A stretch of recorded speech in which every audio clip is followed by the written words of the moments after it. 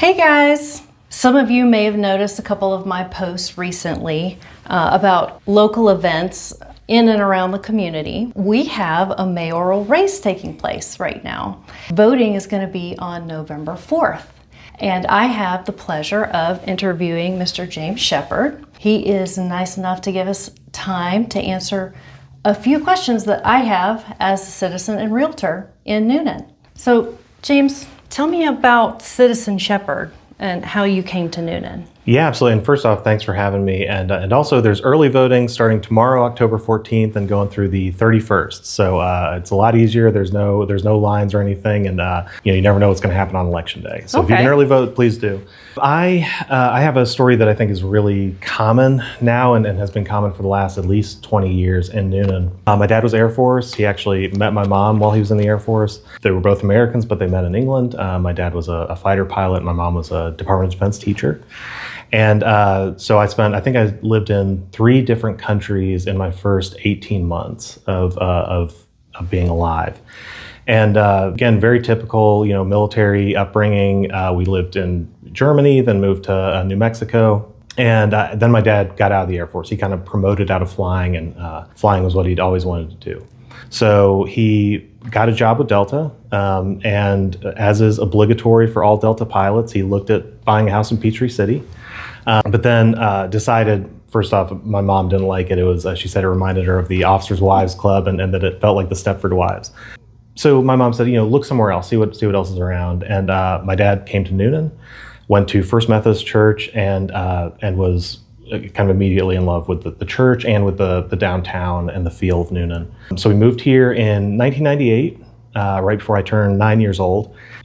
We've had some sort of home here ever since. My parents stayed. I went away to college, then worked for a few years in technology consulting, primarily a few odd jobs here and there as well, but mostly in management consulting for large technology firms in the Bay Area. Learned all I could there, which is a nice way of saying I got bored. Then decided to try for law school, which my parents had always said I'd be great at law school, which is a nice way of telling your kid they're a jerk. And so I applied for law school, ended up going to Columbia Law up in New York.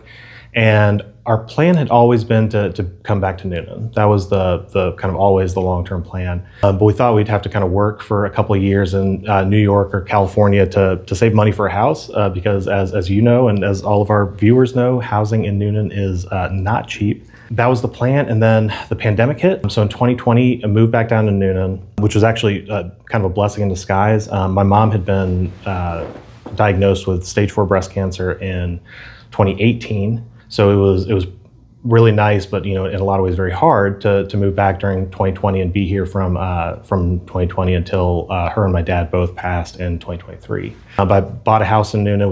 We were like, all right, we're staying. We lived with my parents for about a year and a half, and saved up money for a down payment. Eventually bought a house down on Greenville Street within walking distance of downtown and the church, and have been there very happily ever since. But I worked in various large law firms, took a break from that after my parents passed, and particularly when my son was on his way to being born. And I've been working with some friends out with some funds that I had connections to from my time in California for about the past year, just over a year now. I'm actually waving into the bar, going to be joining the Georgia Bar here in the early next year, and looking forward to starting a little practice here in Newnan. I'll probably continue some of the other work I've done, but that's where I'm at.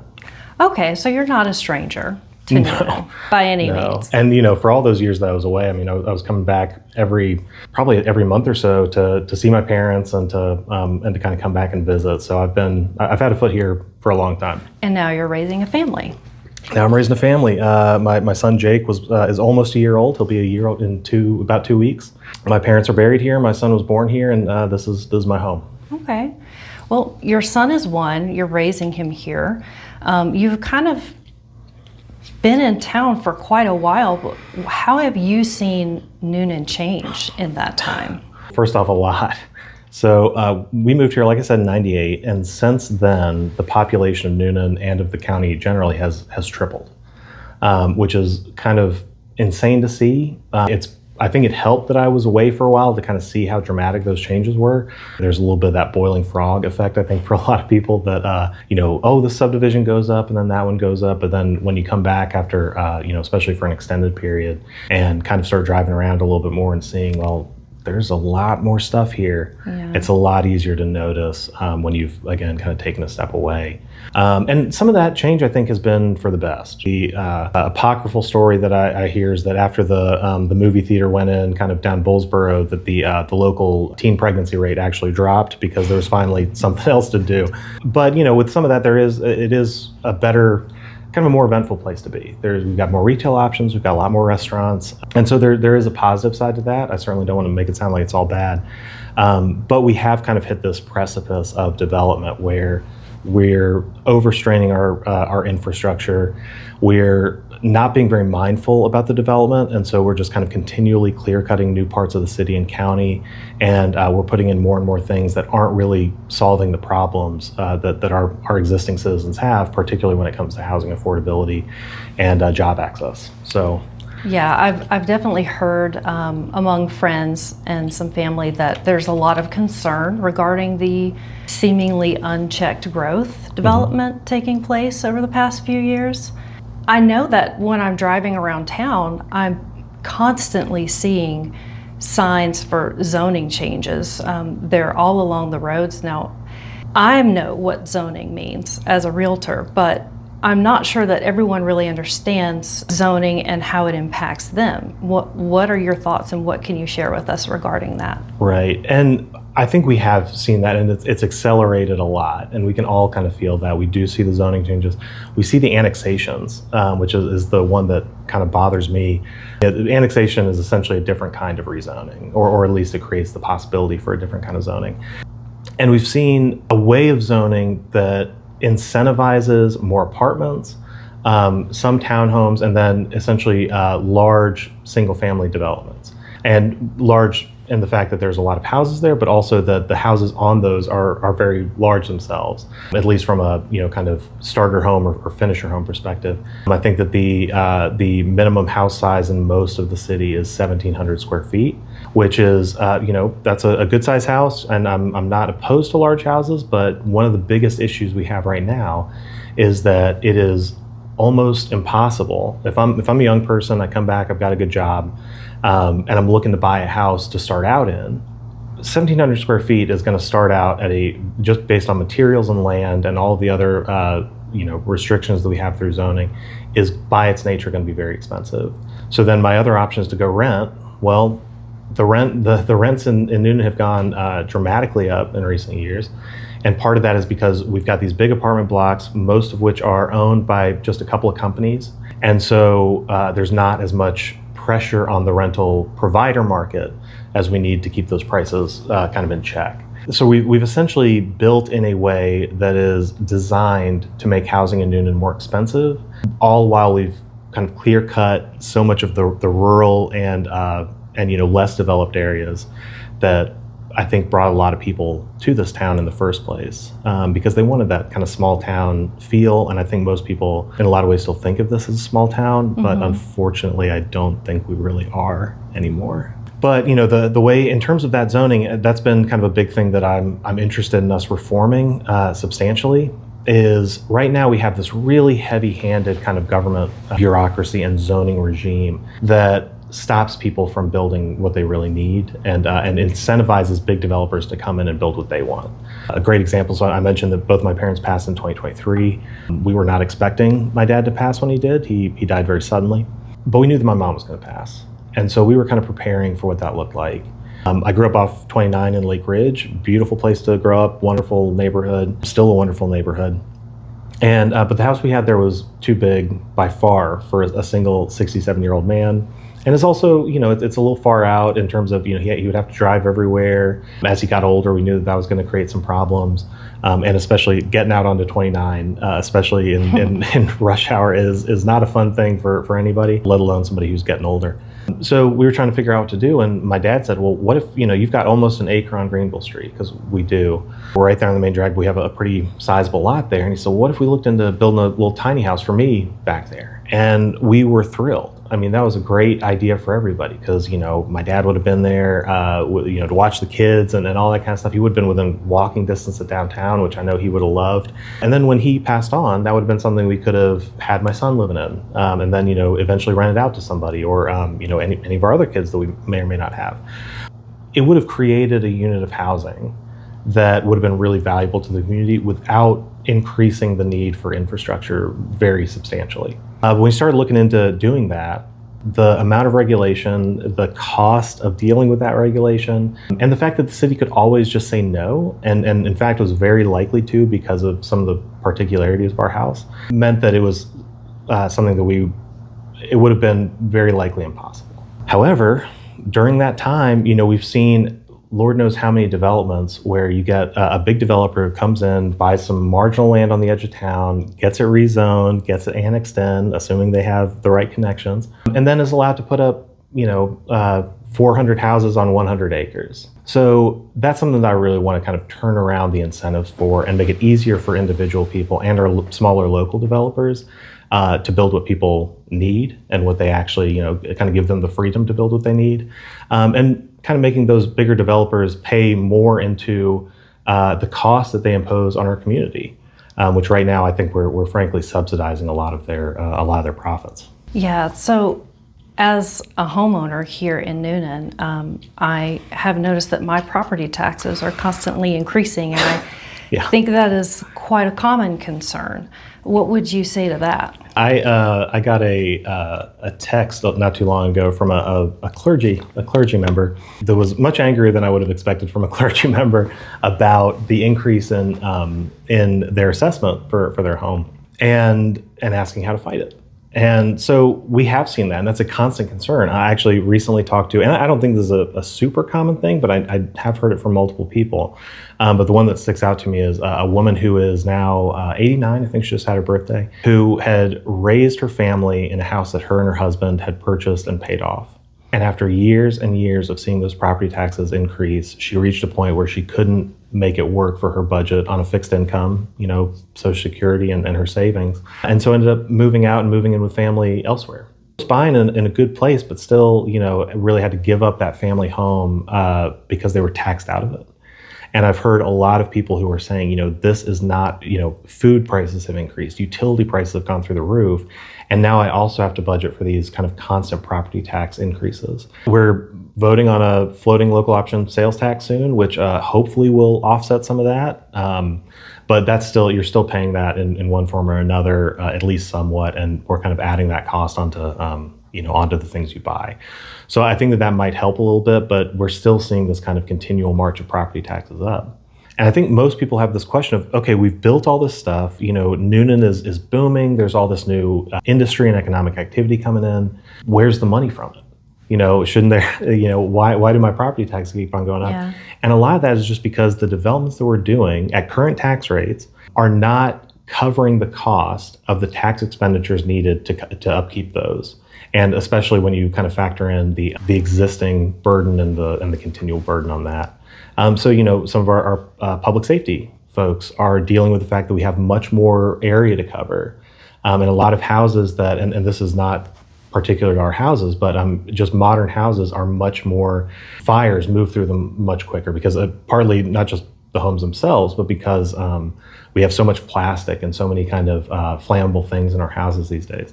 So that puts a real strain on our emergency services, fire, EMTs, police. And I think a lot of people are seeing that strain in the kind of, and our first responders are certainly feeling that strain when it comes to it, but that's an expense. It's the same with the number of students we have in our schools. And the city doesn't control the schools, but the way that we develop impacts them. And so when we have more and more kids coming in, and a lot of them at a pretty fast clip, we are seeing that some of our schools are getting more and more overburdened. So those costs need to be factored into our development regime, and we need to make sure that we're covering those costs to where I don't want to subsidize a new development. I'm happy for them to make their money and to do their development. I do not want to help subsidize it because I think that every new development should at least keep our quality of life the same, but ideally should improve it. And right now we're essentially watching more and more of these developments pull more and more resources out of our communities, and that's unacceptable. Okay, well, you've shared your thoughts on several topics with us. I guess my last question would be, what is your vision for Newnan? So a lot of my vision for Newnan is we're looking back a little bit, but as we kind of move forward, right? Downtown works. It was built over a long period of time organically to meet the needs of the people who were actually there. There was obviously, government oversight of safety and various things like that. Sometimes some of the older houses, maybe a little bit less. But there were those kinds of, there's that kind of organic growth. And you can see that in the diversity of housing and the diversity of building uses that we have downtown. We have apartments over retail. I have a buddy who lived over Golden's for years. We have row houses, we have duplexes, triplexes, we've got single family homes on different sizes of lots and with different sizes of house, all very close to each other. And then you see the gradual kind of expansion of those lots into a more open and rural kind of form as you get out Smoky Road and some of those other areas. We know that works, but for some reason we've stopped developing in that pattern. We've kind of decided that we've got more wisdom than all of the humans who have built cities before us, and that we can kind of do this very heavily handed planning of our neighborhoods and of our cities. And that's not to say we don't want to plan. We do need a plan moving forward, but part of that plan should allow the flexibility to people to build what they need in their unique circumstances, because that's how you get these built up cities that are flexible and organic and financially stable. But when we build out all of this stuff at once with this kind of monoculture of housing, monoculture of retail, it's an incredibly fragile system. It's something that in a downturn is going to feel that impact much more than a more resilient kind of organic system would have. And it's something that is just not sustainable, both from a financial perspective or a traffic perspective or a public goods perspective. So what I would like to see is for us to grow in that more organic way, to change our zoning, to encourage that, and to reflect the true cost of these larger developments. And look back towards that older model. If it, obviously there's a lot of things about the past we don't want to bring back, but there are elements of it that really worked, and that I think, I don't think we've outsmarted the thousands of years of city building that we saw from our ancestors. So what I really want to see is for us to engage in those more organic communities, to have probably smaller neighborhoods that are more cohesive. And for us to kind of engage in a development that puts most of our development where there are already infrastructure resources, which we may need to upgrade and kind of manage, but that don't require this kind of sprawling, clear-cutting, and abandoning of the character that Newnan is so famous for, and that brought so many of us here. Yeah.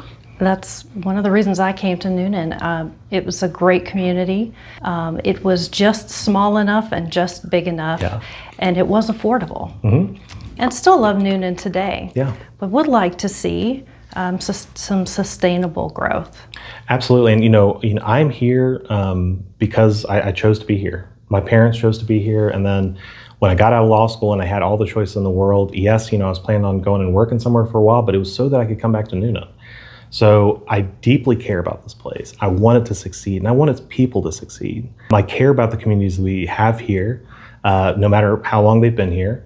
And I want to make sure that all of those people have a shot at the same kind of really idyllic experience that I had growing up here. And I want my own kids to have that. So I do think that that's a lot of what brought people here, and that we, when I say that we should kind of emulate downtown more as we're developing, right now so much of the focus is on the downtown we have. But I would really like to see us consider all of our communities in the same way we're considering downtown, and to make sure that we're developing in a way that has that same really wonderful experience that, again, I chose to live in when I moved back, but for all of our communities, where they have the same access to public resources, the same access to beauty and architecture and walkability and community and all that stuff that makes downtown so special. I want everybody in Newnan to have that, whether they're living in a more dense area or a less dense area of Newnan. I want everybody to have that same access. I think we can kind of shift things to move forward in that way, but there is a time element. And as we get closer and closer to this kind of precipice of overdevelopment, where we start to get into a really dangerous tax and traffic and expenditure area, we have to turn away from the cliff pretty soon. and that's why I'm running this year. Okay. And again, you said early voting takes place? October 14th through October 31st, and then Election Day is November 4th. If you think, I've said this before, if you think that Newnan's going in the right direction, you have 2 other candidates to choose from. But if you think we need to make a pretty substantial change in how we're doing things, Shepherd is your guy. Well, thank you so much for answering my questions. If you guys have any additional questions, don't contact me. Hit up James Shepherd on his Facebook page. That's right. I'll be happy to answer. Just look for Shepherd for Newnan, either on Facebook, Instagram. Our website is shepherdfornewnan.com, and we're pretty easy to find.